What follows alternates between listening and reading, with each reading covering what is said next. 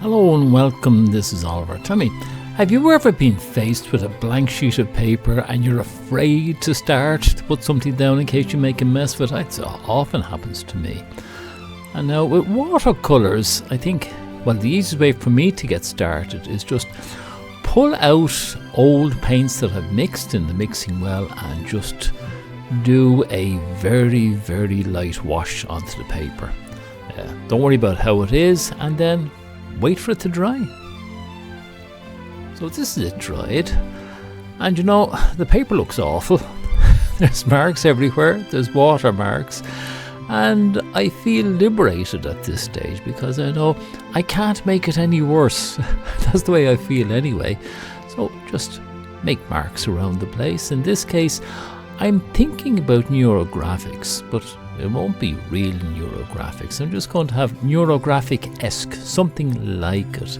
And all I'm doing at the moment is putting in a couple of circles and a couple of ellipses.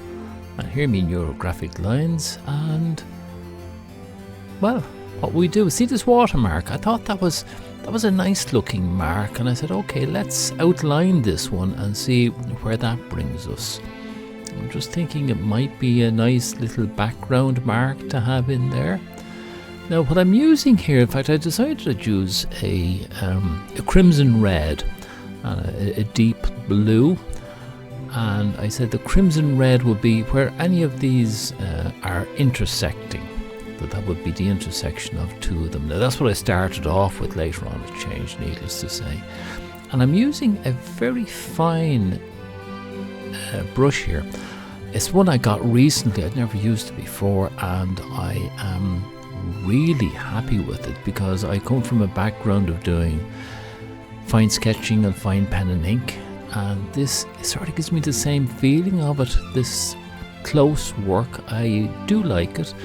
Now what I decided is I'm not going to try and put in any shading or any sort of the idea of three-dimensionality at all in this. This is going to be flat, ideal for a beginner. So if you're a beginner yourself, this is a nice one to do. When you think, but it's an abstract, everything that's on it is random.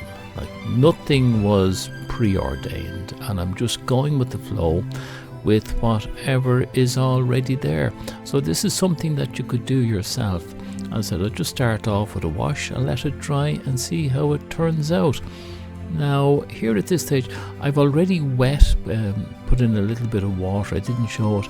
I put a bit of water into these ones and then just added some blue. So it's more like a blue wash that's going in here, and I will let that dry off at a later stage and then come back. So I'm taking my time doing this, even though now this is fairly well speeded up. This is 6 times normal speed that you're seeing. So I do actually wait between each one and let it dry a bit, so that is being lost in the editing. Okay, so let's just leave it like that and sit back and have a look at what I'm doing. Okay, talk to you again in a bit.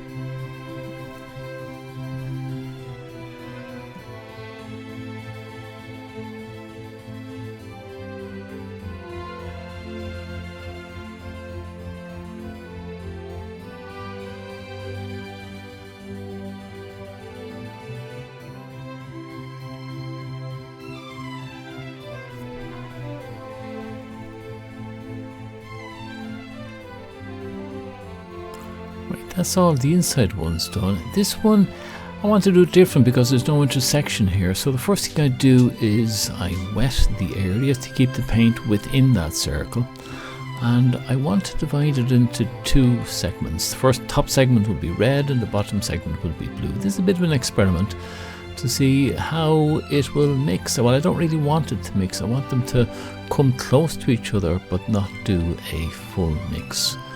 And what I'm putting in here is I'm loading the brush with a fairly strong mix of the paint, and just put a bit of water there on top of it to see how it works out. Right, now we just go back to the ones that are dried at this stage. I gave them a while to dry and they're all getting their second layer at this stage. I've decided that for this particular exercise I'm going to try for 2, maybe 3 layers. I don't want it to look like a wash. I want it to look more like a deep, rich colour in each one of them. As I said, I'm not trying for 3-dimensional.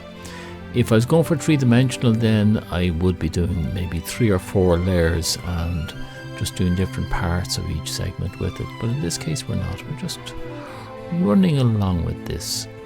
I tried different types of brush as well. I'm looking at this as sort of a medium one, but you might have noticed earlier on I was using the very fine one, and usually putting on the water I use a small flat brush. Now these are not fantastic brushes, they're all ones that I picked up very, very cheaply in a local shop. And that's my small fine one, and they work great. They're about a year old. I haven't used them much now, but they're great. They're still working fine.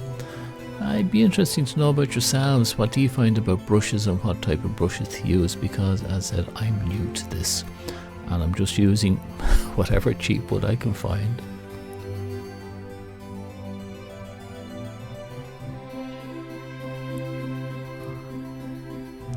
Right, we're just finishing off now the last of the blue and the red. And with this done, well, then I have to start thinking about what I'm going to do. So what I've done is basically the bit inside my 2 curves there. I've been looking at those 2 curves as some sort of a break point. And I decided I'd go for a different colour now, and a sort of an orange type colour. I was trying to work out what would go well. So this is going for the second part of intersections, but within those 2 contours that I mentioned.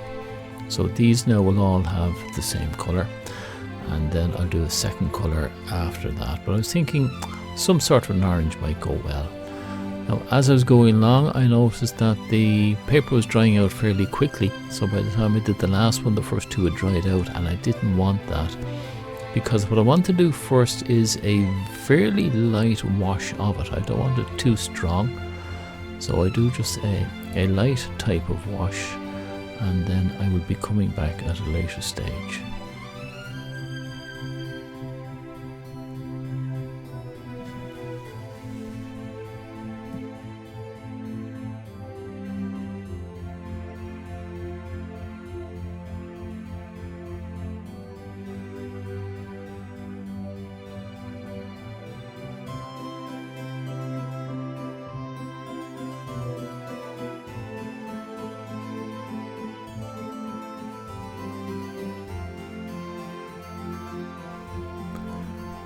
And I'm using a fine brush just to get the edges done. I wanted to have a fairly crisp line there. I didn't want to go over the black demarcation line. And I like this small brush so much that I started using it then to fill in the inside as well. Now up here it looks a little bit wet. I think it was just too wet. So I took my time just getting the contour there. It was a very complex contour. And you do need the fine brush to do that. There's no 2 ways about that. So while I was waiting for one part to dry, I just went back to the other parts which weren't too wet at all. It was probably a mistake using this fine brush all the time. I'm sure it would have gone a lot faster and cleaner if I'd gone for a larger brush at this stage. Do you know what? Are there numbers for these brushes? How do you define these brushes? Because I don't know. As I said, I haven't had any proper learning at all in this. I'm just chancing my arm all the time, but I'm enjoying it. Like this now, it took hours and hours, but in terms of a bit of relaxation, it was brilliant, I have to say. I really enjoyed just concentrating on a colour, and having picked the colour scheme, it means you can relax then and just go and enjoy the exercise, because I took this as an exercise in, I suppose, neatness and trying to have good deep colours which I hadn't done before. It's not a work of art. I'm not trying for it to be a work of art. I just wanted to do a bit of doodling that I'd enjoy, and that would look like something that, yeah, okay, that could be nice. So be sure and try this yourself. every time you do it, it's going to be different, because this doing the wash at the start, like that is really good. You say your page is destroyed, you can't make it any worse, so all you can do now is make it better. And as I started filling in each of the objects, I started getting a little bit more confidence in my handling of the paints. So this I take as an exercise, as an aid in learning, and you should try it yourselves. Okay, I think I was nearly finished in that colour. To now go on to a light brown, although I think it's a coffee colour is what you probably call it. And why did I pick that colour? Do you know what? I have no idea. It was just there in the palette, and I thought, well, it might go, and I wasn't too worried about anything. If it destroyed it, it destroyed it. I didn't really worry. I wanted to have a nice mix of rich colours, sort of. I know they're not primary colours, but to me they sort of give the idea of primary colours. I'm not really trying to have a sort of a gradient of colours or anything at all like that. As I said, this is more of an exercise rather than anything else. And using different brushes and seeing what brushes would be the best ones. Up there is a little bit wet, and I think I should have given it a little bit more time. But it still worked grand, didn't it? Like, I'm kind of happy with the way I'm learning how to control the paint and control the water. A lot better than things I was doing about 3 or 4 weeks ago. I'm getting more confident in the way that I'm doing it now. Between each layer, I usually went for a walk, which meant that I would be waiting, giving it about 45 minutes to an hour to dry before I came back again to it. And just every now and then, I was a little bit too impatient. I wasn't willing to go for another walk, I suppose. And there are the times that you can see that I really should have let it dry off a little bit more. At this stage I was feeling, look, I'm getting quite close to, yes, maybe done. And I pulled out my old favourite green. Now, if I remember correctly, I did make a bit of a mess here. I put far too much water down, and then I didn't wait for it to dry off. I just wet it in here first to keep the paint within it, and dropped in a couple of bits of green there.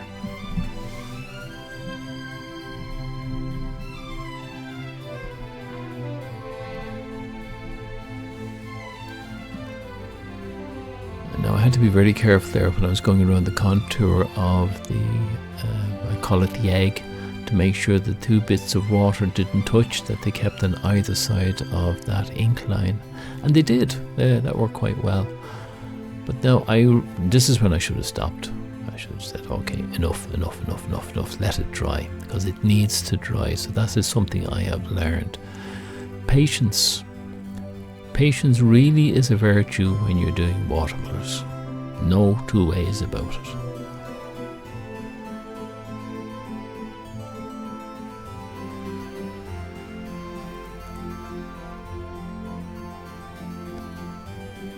And also, as I was putting in this, maybe the 3rd layer of green here, that's when I started thinking, this bit around the edge was beginning to give it an idea of 3-dimension.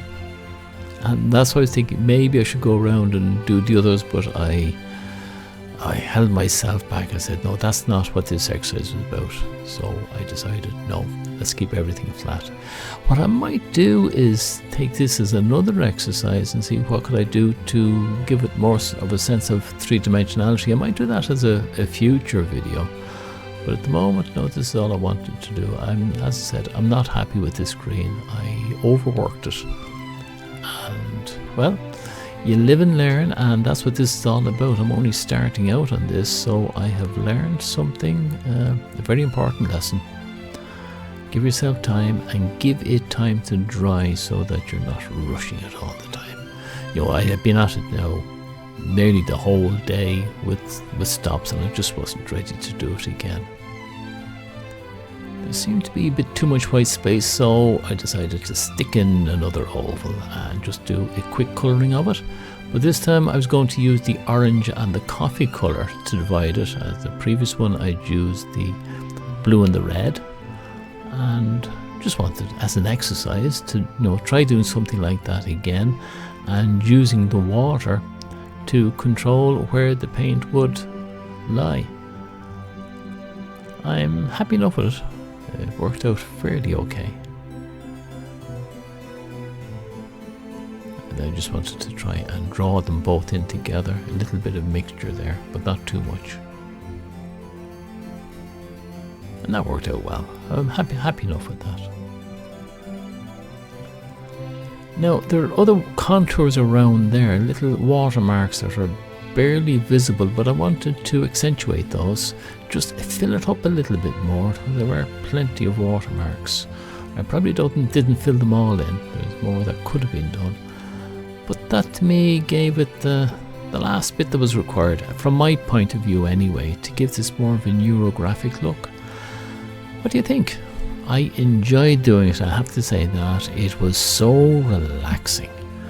Even though it took all day, I learned something, and at the end of the day, I'm quite happy with the way it looked out. It's nice or finished. It's nice and colourful, and that's what I really wanted. So let me know what you think, and have you done something similar, or did you follow along? And if you did, what did you think about it? So that's it, and thank you for watching all this length of time. Must be over, nearly 20 minutes at this stage, but thank you very much for hanging on with me, and shall we see you again in a couple of days. Till then, slán tamil.